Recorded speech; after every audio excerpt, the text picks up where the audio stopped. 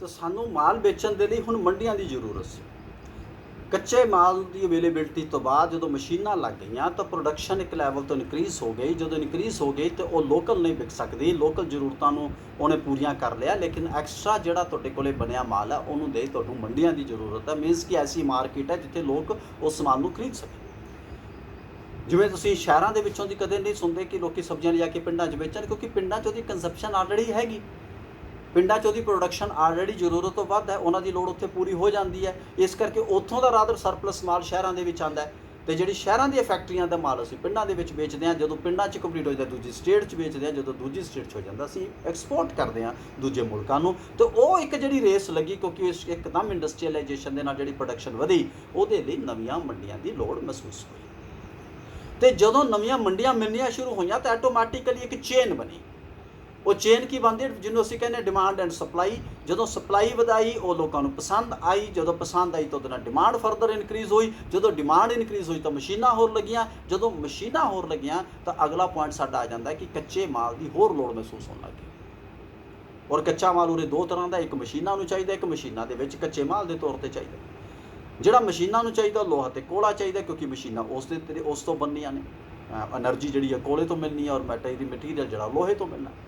और जिहड़ियां उस तो बाद दूजियां चीज़ां ने उन्हां दे विचों जिहड़ियां प्रोड्यूस होणियां ने, उहदे लई जो कच्चा माल चाहिए, मान लो जो सूती कपड़ा बना के बेचना तो तुहानूं कॉटन चाहिए है, तुहानूं कपाह चाहिए है। ऐदे मैगनीज, रबड़, पटसन, पेट्रोल, वनस्पति तेल, जिंक, इन्हां चीज़ां दी जिहड़ी हैगी डिमांड एकदम इनक्रीज़ हो गई, because the industry wanted it, industry needed it. इस करके जिथे एशिया तो अफ्रीका कन्नी इन्हां दा ध्यान गया, यूरोपीयन कंट्रीज़ का, उत्थे इस काम के लिए तुहानूं हैरानी होगी जान के कि ईवन कैनेडा के उत्ते भी इन्हां दा ध्यान गया। And they also started procuring all these things from Canada. और ये चीज़ां हुण यूरोप दे विच एक्स्ट्रा हो गई।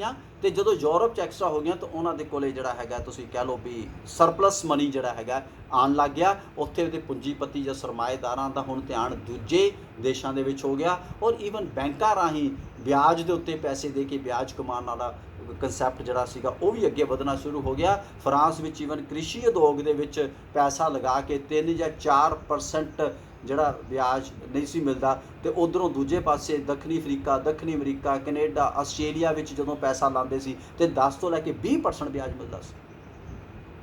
बिकॉज उत्थे इंडस्ट्रीअलाइजेशन, उत्थे प्रोडक्ट्स जिहड़े सीगे उत्थे नहीं सी हुंदे, क्योंकि उत्थे फिर जिन्होंने लगाना तो उन्होंने पैसा प्रोवाइड करते सी, तुसीं लाओ तो ब्याज रो, जिवें अजकल भी चलदा तुसीं बैंकों तो लोन लैके लगाने हो।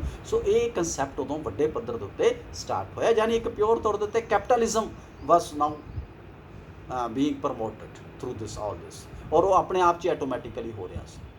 नैक्सट आ जाता बेटा साडे कोले कि आवाजाही के साधना विच क्रांतिकारी विकास, क्योंकि बेटा जिहड़ी चीज़ की व्यापारी नूं हमेशा एक साफ सुथरी कंडीशन चाहिए होती है, और साफ सुथरी कंडीशन दे विच जिहड़ी आवाजाही के साधन है वो बड़ी इंपोर्टेंस रखते हैं। हुण जिवें अजकल बेटा उन्होंने आसान किद्दां है कि ऑर्डर सारे फोन पर बुक हो जाते हैं, नैट पर बुक हो जाते हैं, ईमेल राਹੀਂ बुक हो जाते हैं, और उस तो बाद तुसीं ट्रांसपोर्ट दे विच भेज दिंदे हो और अपने माल उत्ते सप्लाई हो जाता है। कोरीयर्स तुहाडे कोल सर्विस हैगियां ने।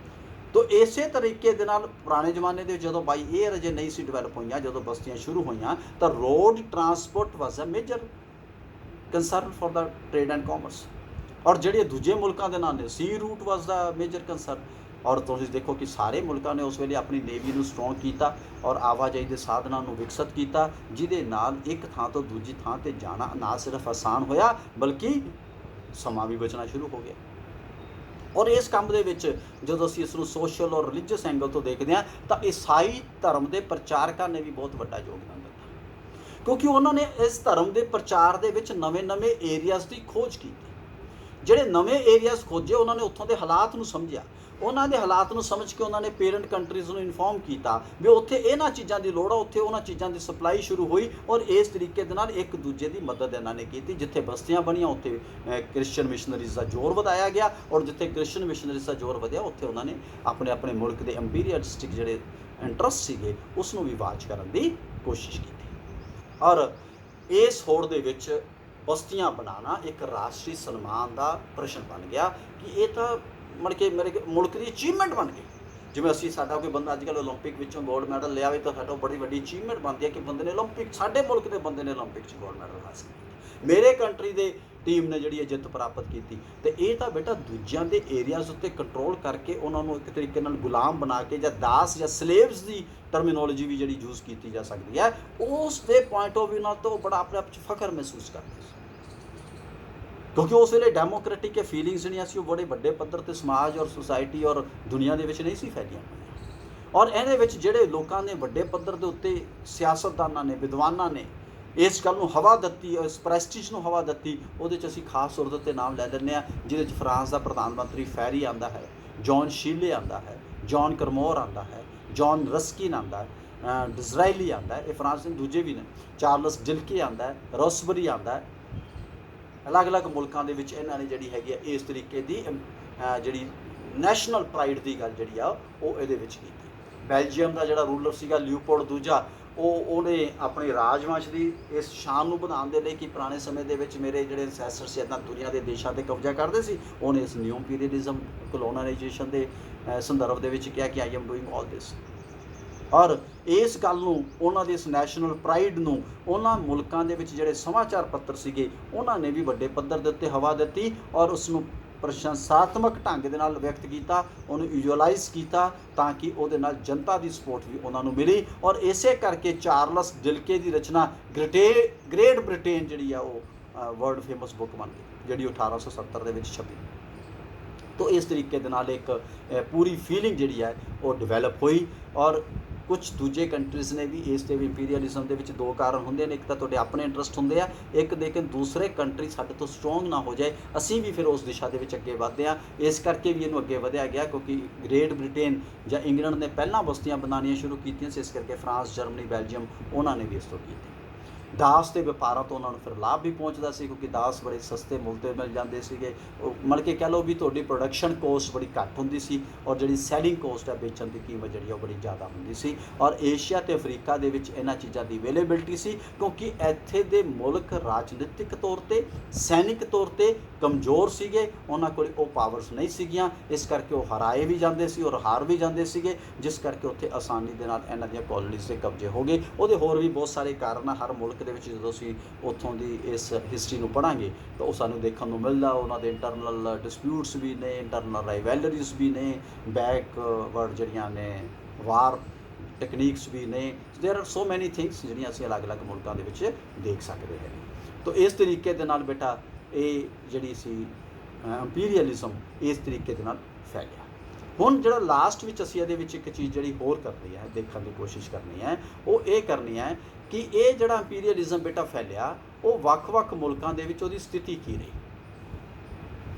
ਅਫਰੀਕੀ ਮਹਾਦੀਪ ਦੇ ਅਗਿਆਤ ਰਹਿਣ ਦੇ ਕੀ ਕਾਰਨ ਬਣੇ, ਇਹਨੂੰ ਅਸੀਂ ਥੋੜ੍ਹਾ ਜਿਹਾ ਦੇਖਣ ਦੀ ਕੋਸ਼ਿਸ਼ ਕਰਾਂਗੇ ਕਿਉਂਕਿ ਉਹ ਬਾਕੀਆਂ ਨਾਲੋਂ ਕੱਟਿਆ ਹੋਇਆ ਸੀਗਾ ਪੂਰੇ ਦਾ ਪੂਰਾ, ਜਾਨੀ 70% ਜਿਹੜਾ ਏਰੀਆ ਹੈਗਾ ਉਹਦਾ ਉਹ ਸਮੁੰਦਰ ਦੇ ਨਾਲ ਹੈ, ਬੜੇ ਘਣੇ ਜੰਗਲ ਨੇ, ਬੈਕਵਰਡ ਸੀਗਾ, ਉਹਦੇ 'ਚ ਬਹੁਤ ਜ਼ਿਆਦਾ ਐਡਵਾਂਸਮੈਂਟ ਦੀਆਂ ਚੀਜ਼ਾਂ ਨਹੀਂ ਸੀਗੀਆਂ, ਕਾਫੀ ਵੱਡਾ ਏਰੀਆ ਅਫਰੀਕਨ ਕੰਟਰੀਜ਼ ਦਾ ਜਿਹੜਾ ਹੈਗਾ ਰੇਗਿਸਤਾਨ ਵੀ ਸੀਗਾ। ਤਾਂ ਇਹਨਾਂ ਚੀਜ਼ਾਂ ਦੇ ਕਰਕੇ ਸ਼ੁਰੂ 'ਚ ਉਹਦੀ ਇਨਵੋਲਵਮੈਂਟ ਨਹੀਂ ਰਹੀ, ਲੇਕਿਨ ਬਾਅਦ ਦੇ ਵਿੱਚ ਯੂਰੋਪੀਅਨ ਸ਼ਕਤੀਆਂ ਦੇ ਪ੍ਰਵੇਸ਼ ਦੇ ਬਾਅਦ ਉਹ ਬਣਨਾ ਸ਼ੁਰੂ ਹੋਇਆ ਅਤੇ ਉਸ ਤੋਂ ਬਾਅਦ ਨੈਪੋਲੀਅਨ ਬੋਨਾਪਾਰਟ ਨੇ ਮਿਸਰ ਦੇ ਉੱਤੇ ਵੀ ਹਮਲਾ ਕੀਤਾ ਸੀ। ਉਹ ਸਾਰੀ ਗੱਲਾਂ ਕਰ ਚੁੱਕੇ ਹਾਂ। ਤਾਂ ਯਾਨੀ ਹੁਣ ਅਸੀਂ ਜਿਹੜਾ ਲਾਸਟ ਪਾਰਟ ਇਹਦੇ ਵਿੱਚ ਬੇਟਾ ਕਰਨਾ, ਮੈਂ ਤੁਹਾਨੂੰ ਆਸਾਨੀ ਨਾਲ ਸਮਝਾ ਦਿੰਦਾ ਵੀ ਉਹਦੇ 'ਚ ਕਰਨਾ ਕੀ ਹੈ। ਉਹਦੇ 'ਚ 4 ਚੀਜ਼ਾਂ ਅਸੀਂ ਮੈਂਸ਼ਨ ਕਰਨੀਆਂ। ਪਹਿਲੀ ਚੀਜ਼ ਕੀ ਕਰਨੀ ਹੈ ਕਿ ਅਸੀਂ ਇਹਨੂੰ 2 ਹਿੱਸਿਆਂ 'ਚ ਵੰਡਾਂਗੇ, ਅਫਰੀਕਾ ਅਤੇ ਏਸ਼ੀਆ, ਕਿਉਂਕਿ ਜ਼ਿਆਦਾ ਬਸਤੀਆਂ ਇਹਨਾਂ 'ਚ ਸੀਗੀਆਂ। ਤਾਂ ਅਸੀਂ ਮੰਨ ਲਓ ਅਫਰੀਕਾ ਦੀ ਐਗਜ਼ਾਮਪਲ ਲੈ ਲੈਂਦੇ ਹਾਂ ਸਭ ਤੋਂ ਪਹਿਲਾਂ। ਤਾਂ ਅਫਰੀਕਾ ਦੇ ਵਿੱਚ ਜਿਹੜੀਆਂ ਬਸਤੀਆਂ ਬਣਾਈਆਂ ਗਈਆਂ ਉਹਦੇ 'ਚ ਅਸੀਂ 4 ਚੀਜ਼ਾਂ ਲਿਖਣੀਆਂ ਮੇਜਰ ਤੌਰ ਦੇ ਉੱਤੇ। ਬਾਕੀ ਜਿਹੜੀ ਕਿਸੇ ਮੁਲਕ 'ਚ ਖਾਸ ਹੋਏਗੀ ਤਾਂ ਉਹਨੂੰ ਐਡੀਸ਼ਨਲ ਦੇਵਾਂਗੇ, ਲੇਕਿਨ 4 basic things are to be mentioned in detail in every aspect. ਪਹਿਲੀ ਕੀ ਕਰਾਂਗੇ ਕਿ ਅਫਰੀਕਾ ਦੇ ਕਿਸ ਦੇਸ਼ ਨੂੰ ਕੌਲੋਨੀ ਬਣਾਇਆ ਗਿਆ, ਕਿਸ ਦੇਸ਼ ਨੂੰ ਕੌਲੋਨੀ ਬਣਾਇਆ ਗਿਆ। This is the first point. Example ਦੇ ਤੌਰ ਦੇ ਉੱਤੇ ਬੈਲਜੀਅਮ ਦੇ ਸ਼ਾਸਕ ਲਿਓਪੋਲਡ ਦੂਜੇ ਨੇ ਕਾਂਗੋ ਦੇ ਉੱਤੇ ਰਾਜ ਸਥਾਪਿਤ ਕੀਤਾ। ਦੂਜੀ ਗੱਲ ਇਹ 'ਚ ਕੀ ਲਿਖਣੀ ਹੈ ਕਿ ਕਦੋਂ ਕੀਤਾ। ਜਿਵੇਂ ਅਸੀਂ ਕਹਿੰਦੇ ਹਾਂ ਵੀ 1876 ਦੀ ਸਭਾ ਦੇ ਵਿੱਚ ਉਹਨੇ ਫੈਸਲਾ ਲਿੱਤਾ ਵੀ ਇਸ ਨੂੰ ਅੰਤਰਰਾਸ਼ਟਰੀ ਅਫਰੀਕੀ ਸੰਘ ਬਣਾਇਆ ਜਾਏਗਾ, ਯਾਨੀ ਦੂਸਰੇ ਏਰੀਆਜ਼ ਨੂੰ ਕਬਜ਼ਾ ਕਰਕੇ। ਤੀਸਰਾ, ਕਿਸ ਢੰਗ ਦੇ ਨਾਲ ਕੀਤਾ, ਕਿ ਉੱਥੇ ਉਸਨੇ ਕਿਸੇ ਰਾਜੇ ਨੂੰ ਹਰਾਇਆ, ਕਿ ਉਹਦੇ ਨਾਲ ਕੋਈ ਸੰਧੀ ਕੀਤੀ ਗਈ, ਕਿ ਕੋਈ ਟ੍ਰੇਡ ਐਂਡ ਕਮਰਸ ਦੀ ਸੰਧੀ ਕੀਤੀ ਗਈ, ਸ਼ਰਤਾਂ ਮਨਾਈਆਂ ਗਈਆਂ ਔਰ ਹੌਲੀ ਹੌਲੀ ਉਸ 'ਤੇ ਕੰਟਰੋਲ ਸਥਾਪਿਤ ਕੀਤਾ ਗਿਆ। ਨੰਬਰ 4 ਕਿ ਉਸ ਸੰਬੰਧ ਦੇ ਵਿੱਚ ਕੋਈ ਇੰਟਰਨੈਸ਼ਨਲ ਫੈਸਲਾ ਹੋਇਆ, ਜਿਵੇਂ ਅਸੀਂ ਵਿੱਚੋਂ ਕੁਝ ਕਾਨਫਰੰਸਿਸ ਦਾ ਜ਼ਿਕਰ ਕਰਾਂਗੇ, ਜਿਵੇਂ ਬਰਲਿਨ ਸੰਮੇਲਨ ਦਾ ਜ਼ਿਕਰ ਅਸੀਂ ਕਰਾਂਗੇ। 1884-85 ਦੇ ਵਿੱਚ ਬਰਲਿਨ ਸੰਮੇਲਨ ਹੋਇਆ, ਇੱਕ ਇੰਟਰਨੈਸ਼ਨਲ ਕਾਨਫਰੰਸ ਸੀ। ਇਸ ਦੇ ਫੈਸਲੇ ਅਨੁਸਾਰ ਕਾਂਗੋ ਸੁਤੰਤਰ ਰਾਜ ਦੀ ਮਨਜ਼ੂਰੀ ਦੇ ਦਿੱਤੀ ਗਈ, ਤੇ ਜਿਹਦੇ ਨਾਲ ਇਹ ਕਿਹਾ ਗਿਆ ਕਿ ਹੁਣ ਸਾਰੇ ਕੰਟਰੀਜ਼ ਕਾਂਗੋ ਦੇ ਨਾਲ ਵਪਾਰ ਕਰ ਸਕਦੇ, ਯਾਨੀ ਕਾਂਗੋ ਨੂੰ ਇੱਕ ਮੰਡੀ ਦੇ ਤੌਰ ਤੇ ਸਾਰੇ ਯੂਰੋਪੀਅਨ ਕੰਟਰੀਜ਼ ਨੇ ਇਸਤੇਮਾਲ ਕਰਨਾ ਸ਼ੁਰੂ ਕਰ ਦਿੱਤਾ। ਇਹ ਕਿਹੜੇ ਕੰਟਰੀ 'ਚ ਤਬਦੀਲੀ ਆਈ, ਪਰ ਇਸ ਸੰਮੇਲਨ ਦੇ ਬਾਵਜੂਦ ਲੀਓਪੋਲਡ ਦੂਜੇ ਦਾ ਉਹਦੇ ਤੇ ਅਧਿਕਾਰ ਰਿਹਾ, ਔਰ 1908 ਈਸਵੀ ਤੋਂ ਬਾਅਦ ਕਾਂਗੋ ਬੈਲਜੀਅਮ ਦੀ ਬਸਤੀ ਬਣਾ ਦਿੱਤਾ ਗਿਆ ਉਹਦੀ ਡੈਥ ਤੋਂ ਬਾਅਦ। ਸੋ ਇਹ ਵਿਸ਼ੇਸ਼ਤਾਵਾਂ ਮੈਂ ਦੁਬਾਰਾ ਤੋਂ ਰਿਪੀਟ ਕਰਦਾ, ਕਿਸ ਦਾ ਕਦੋਂ ਕਿਸ ਬਸਤੀ ਤੇ ਕੰਟਰੋਲ ਹੋਇਆ, ਉਹਦਾ ਤਰੀਕਾ ਕੀ ਰਿਹਾ, ਔਰ ਉਸ ਸੰਬੰਧ ਦੇ ਵਿੱਚ ਕੀ ਕੋਈ ਖਾਸ ਧਾਰਾ ਫਿਕਸ ਕੀਤੀ ਗਈ, ਕੋਈ ਸੰਮੇਲਨ ਫਿਕਸ ਕੀਤਾ ਗਿਆ, ਕੋਈ ਟ੍ਰੀਟੀ ਕੀਤੀ ਗਈ, ਕੋਈ ਲੜਾਈ ਹੋਈ, ਔਰ ਚੌਥਾ ਉਹ ਕੰਟਰੋਲ ਕਦੋਂ ਤੱਕ ਰਿਹਾ। ਇੱਦਾਂ ਜਦੋਂ ਅਸੀਂ ਪੁਰਤਗਾਲ ਦੀ ਗੱਲ ਕਰਦੇ ਹਾਂ ਤਾਂ ਅੰਗੋਲਾ ਤੇ ਮੰਜੰਬੀਕ ਉਹਦੇ ਕੰਟਰੋਲ ਦੇ ਵਿੱਚ ਰਹੇ। ਇੱਦਾਂ ਜਦੋਂ ਅਸੀਂ ਇੰਗਲੈਂਡ ਦੀ ਗੱਲ ਕਰਦੇ ਹਾਂ ਤਾਂ ਉੱਤਰੀ ਅਫਰੀਕਾ, ਪੂਰਬੀ ਅਫਰੀਕਾ, ਪੱਛਮੀ ਅਫਰੀਕਾ ਦੇ ਕਈ ਬਸਤੀਆਂ ਦੇ ਉੱਤੇ ਲਗਭਗ ਉਹਨਾਂ ਦਾ ਕੰਟਰੋਲ ਰਿਹਾ। ਲਗਭਗ 1/3 ਅਫਰੀਕਾ ਵਾਜ਼ ਏ ਇੰਗਲੈਂਡ ਕਾਲੋਨੀ। ਉੱਤਰੀ ਅਫਰੀਕਾ ਦੇ ਵਿੱਚ ਅਸੀਂ ਮਿਸਰ ਦੀ ਗੱਲ ਕਰਦੇ ਹਾਂ, ਜਿਹਦੇ 'ਚ ਇੱਕ ਲੰਬੀ ਸਟਰਗਲ ਚੱਲਦੀ ਹੈ ਇਜਿਪਟ ਦੇ ਅੰਦਰ। ਸੁਡਾਨ ਦੀ ਗੱਲ ਕਰਦੇ ਹਾਂ। ਪੂਰਬੀ ਅਫਰੀਕਾ ਦੇ ਵਿੱਚ ਸੋਮਾਲੀਲੈਂਡ ਦੀ ਗੱਲ ਕਰਦੇ ਹਾਂ। ਪੱਛਮੀ ਅਫਰੀਕਾ ਦੇ ਵਿੱਚ ਅਸੀਂ ਜਿਹੜੀਆਂ ਅਲੱਗ-ਅਲੱਗ ਗੋਲਡ ਕੋਸਟ ਔਰ ਸਾਇਰਾ ਲਿਓਨਾ, ਨਾਈਜੀਰੀਆ ਦੀ ਗੱਲ ਕਰਦੇ ਹਾਂ। ਦੱਖਣੀ ਅਫਰੀਕਾ ਦੇ ਵਿੱਚ ਤੁਸੀਂ ਸਾਰੇ ਜਾਣਦੇ ਹੋ ਕਿ ਕਾਲੋਨੀ ਨਟਾਲ, ਇਹਨਾਂ ਟਰਾਂਸਵਾਲ, ਇਹਨਾਂ ਰਿਆਸਤਾਂ ਦੀ ਗੱਲ ਅਸੀਂ ਕਰਦੇ ਹਾਂ। ਤਾਂ ਇਸੇ ਤਰੀਕੇ ਦੇ ਨਾਲ ਏਸ਼ੀਆ ਦੇ, ਤਾਂ ਇਹਨਾਂ ਚੀਜ਼ਾਂ ਨੂੰ ਅਸੀਂ ਡਿਟੇਲ ਦੇ ਵਿੱਚ ਮੈਂਸ਼ਨ ਕਰਾਂਗੇ।